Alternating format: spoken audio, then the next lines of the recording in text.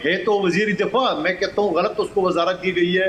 उसको वजीर सब्जी फ्रूट लगाना चाहिए या उसको वजीर पानी बनना चाहिए, क्योंकि नहर के पानी बड़ा पसंद है उनको नहाने के लिए। और हिंदुस्तान की जंग में मैं दावे के साथ करता हूँ ये शख्स ना जाने किस बैरक में छुपा होता, मुझे कहीं नजर नहीं आया। और सियालकोट की सड़कों पे टिकटॉक बनाएं या फिर आम खाएं, आजकल आम का मौसम है। नदी में छलांगे लगाते दिखते हैं। नाला एक जो है उसमें जा मैंने कोई ऐसी अपॉलजी जो है, मैं लाख दफा तैयार हूँ अपॉलोजाइज करने के। जब तो मैंने गलत बात कही हो, मैंने एक बिल्कुल रेशियली एंड हिस्टोरिकली। तो दोस्तों, पाकिस्तान के कटपगले डिफेंस मिनिस्टर में पाकिस्तान में बवाल ला दिया है और इस समय पाकिस्तान का प्रधानमंत्री भी ख्वाजा आसिफ के हाथ जोड़ रहा है, क्योंकि इसने कश्मीर के प्रोटेस्टर को लेकर यह बोल दिया कि ये तो कश्मीरी हैं ही नहीं, ये तो घुसपैठिए हैं जो कि रॉ के एजेंट हैं और हमारे खिलाफ प्रोटेस्ट कर रहे हैं। उसके बाद खबर आई है कि ख्वाजा आसिफ कहीं पर नहर में नहा रहा था तो वहां के लोगों ने जमकर इसकी धुलाई करी है, जिसके बाद ख्वाजा वहां से भगता।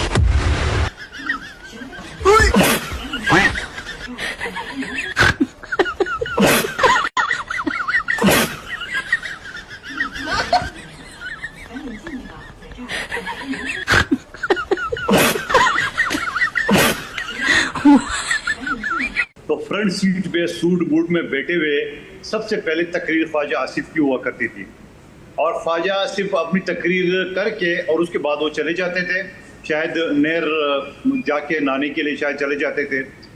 कोई कार्रवाई सुनते नहीं थे, कोई बिल पेश करते नहीं थे, कुछ भी नहीं करते। उन्होंने यानी हमेशा की तरह उसने उसी तरह सूट बूट आके और उन्हें सबसे पहले वार किए कश्मीर कास के ऊपर, यानी जो कश्मीरी एहतजाज कर रहे हैं, जो कि हमारे पाकिस्तानी है, हमारे कश्मीरी भाई है, और उनको बारे में कहा कि रावलाकोट वालों तो कश्मीरी नहीं है। तो मैं ये सोचने पे मजबूर हूँ, और बिलावल भुट्टो साहब ने भी बड़ा खूबसूरत जवाब दिए है। तो मैं ये सवाल कर रहा हूँ कि अगर रावलाकोट कश्मीर का हिस्सा नहीं है तो मुल्क के वजीर दिफा, जो कि है तो वजीर दिफा मगर दिफा करते हुए मुझे नजर नहीं आया, तो वो शख्स बता दी कि फिर ये रावलाकोट किसका हिस्सा है, आया हुआ हिंदुस्तान का हिस्सा है, चाइना का है, अफगानिस्तान का है या ईरान का है, किसका अगर कश्मीर का हिस्सा नहीं है। तो मैं ये समझ रहा हूँ कि बहुत बड़ी उसने एक ब्लंडर की है, कश्मीर का उसको नुकसान पहुँचाया है। ये शख्स है तो वजीर दिफा, मैं कहता हूँ गलत उसको वजारत दी गई है। उसको वजीर सब्जी फ्रूट लगाना चाहिए या उसको वजीर पानी बनना चाहिए, क्योंकि नहर के पानी बड़ा पसंद है उनको नहाने के लिए।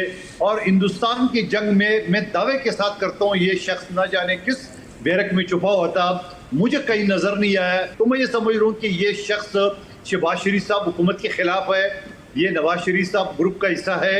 इनका ये ख्याल था कि नवाज शरीफ साहब को वज़ीर आज़म से जो मना कर दिए या उसको नहीं बनाना चाह रहे, तो मैं सीनियर हूँ, ये मेरे ख्याल में ये बदला ले रहा है शहबाज शरीफ साहब की ग्रुप से, उसकी हुकूमत से। और दूसरा वार कर दिए राना सनाउल्लाह ने, और राना सनाउल्लाह ने कुछ दिन पहले जब एक वीडियो आया तो उनका कि भाई ये कश्मीर का जो 12 सीटें हैं ये तो हमारे जेब में, और ये मैं ब्यूरोक्रेसी के साथ बिठा दूंगा, ये खासकर पंजाब के 10 सीटें तो कहीं नहीं जा रहे। मेरे ख्याल में इसी वजह से एक्शन कमेटी ने उसको मुतालबा रखा, और साथ साथ उन्होंने जो तहरीरी मुआहिदा किया था पिछली हुकूमत में एमक्यूएम के साथ, और उसको लड़ाने के लिए या अपनी हुकूमत के लिए मजीद मसाइल पैदा करने के लिए उन्होंने कहा कि हमारा तहरीरी मुआहिदा है आर्टिकल 140 का एमक्यूएम के साथ, अब चूंकि हमारे साथ पीपल्स पार्टी रावल साहब को वो कहते हैं he does not even apologize, और अगर अपोलोजाइज नहीं है तो हम इनके साथ कैसे बैठ सकते हैं? क्यों नहीं अपोलोजाइज कर लेते आप? मैंने कोई ऐसी अपॉलजी जो है, मैं लाख दफा तैयार हूँ अपॉलोजाइज करने के। जब तो मैंने गलत बात कही हो, मैंने एक बिल्कुल रेशियली एंड हिस्टोरिकली एक करेक्ट बात कही है, उसमें कोई शक नहीं है। आप जो वैली के कश्मीरी हैं, जो कश्मीरी महाजिर हैं, जो वहीं के रहने वाले हैं, आप मीरपुर वालों से, कोटली वालों से सबसे पूछ लें। मैंने कैटेगोरिकली नहीं, मैंने उनको कहा कि वो लोग जो हैं जो है वो कश्मीरी, उनके क्रेडेंशियल्स जो हैं वो डाउटफुल हैं या क्रेडेंशियल्स उनके ठीक नहीं हैं। लेकिन मैंने एक डाउट ज़रूर कास्ट किया है कि अपनी स्टेटमेंट में या अपने जो भी मैंने ख्यालात का इजहार किया है, लेकिन मैंने कोई ये नहीं कि बिल्कुल तकरीबन रूल आउट किया हो कि भाई ये गैर कश्मीरी हैं। लेकिन डिस्कशन ये नहीं है कि आप किस रेस से ताल्लुक़ रखते हो, आप किस ज़ात है आपकी, क्या क्या ज़ात है, क्या मज़हब है, ये रेलेवेंट नहीं है मालिक साहब। रेलेवेंट ये है कि आपकी इस रियासत की जो जद्दोजहद है पार्टीशन से पहले इसकी स्टार्ट हुई है, 15, 20, 25, 30 साल पहले की स्टार्ट हुई है। और डोगरा राज के ख़िलाफ़ जो है बगावतें पहले, उसमें किन लोगों ने हिस्सा डाला और किन लोगों को घर में पकी पकाई मिल गई, मैं सिर्फ ये जो है ना डिफ्रेंशिएट करना चाहता हूँ। अल्लाह ताला मुझे माफ़ करे, मैं ये एग्जांपल जो है दे रहा हूँ कि महाजरीन जो रसूलुल्लाह सल्लल्लाहु अलैहि वसल्लम के साथ जो है जिन्होंने हिजरत की, उनका इस्लाम की तारीख़ में, बल्कि उस वक़्त कंटेम्प्रेरी सिचुएशन के अंदर भी उनका जो था एक आला रुतबा था, उनकी इज्जत, उनकी आबरू जो थी वो बिल्कुल जो है एक डिफरेंट कॉन्टेक्स्ट में देखी जाती थी। तो ये महाजिर, ये उसी सुन्नत के ऊपर चलते हुए ये लोग जो है अपने मजहब की बुनियाद के ऊपर इस पाक मिट्टी जिसको हम पाकिस्तान कहते हैं, इसकी मोहब्बत में वहां से महाजिर हुए। कि कश्मीर हमारी शहरग है और कश्मीर के लोगों का इन्होंने ये हाल कर रखा है। साथ ही साथ ख्वाजा आसिफ साहब की क्या स्टेटमेंट आई कि ये बिलावल भुट्टो भी कल उनके ऊपर काफी असेंबली के अंदर खड़े होकर कह रहे थे प्राइम मिनिस्टर को कि जी इनको कंट्रोल किया जाए। ख्वाजा आसिफ साहब के साथ एक टेंशन बनी हुई है इस वक्त पीपल्स पार्टी की। देखें, ख्वाजा आसिफ साहब वक्तन फवक्तन लायानी और बेहुदा स्टेटमेंट्स देते रहते हैं। वो कागज़ों में तो डिफेंस मिनिस्टर हैं, लेकिन हकीकत में वो कुछ भी नहीं है। तो उनके पास कुछ भी नहीं है सिवाय इसके कि वो प्रोटोकॉल ले लें, अपनी वो जो तनख्वाह है वो ले लें और सियालकोट की सड़कों पे टिकटॉक बनाएं या फिर आम खाएं। आजकल आम का मौसम है, नदी में छलांगे लगाते दिखते हैं। नाला एक जो है उसमें जाके वो चुमियां मारें। तो वो इसके अलावा उनके पास कुछ भी नहीं है। उन्होंने जो स्टेटमेंट दी है ना, वो बहुत ही एक फजूल किस्म की स्टेटमेंट है। उन्होंने कहा जी कि मैं रावला कोट के लोगों को कश्मीरी मानता ही नहीं। ये टीवी पे वो एक प्रोग्राम कर रहे थे, जैसे एक शख्स है, उसका नाम है अबसार आलम, वो कंडक्ट कर रहा था। अबसार आलम कौन है, क्या है, उसका क्या बैकग्राउंड है और वो आजकल क्या रोल प्ले कर रहा है, ये सभी जानते हैं। तो अबसार आलम कहता है जी आप जो कह रहे हैं मुझे उससे इत्तेफाक करना पड़ेगा।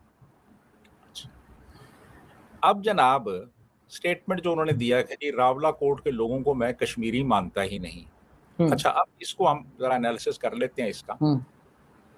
बात ये है कि रावला कोट जो है ना, वो पुंछ जो एरिया है उसका एक हिस्सा है, ठीक है।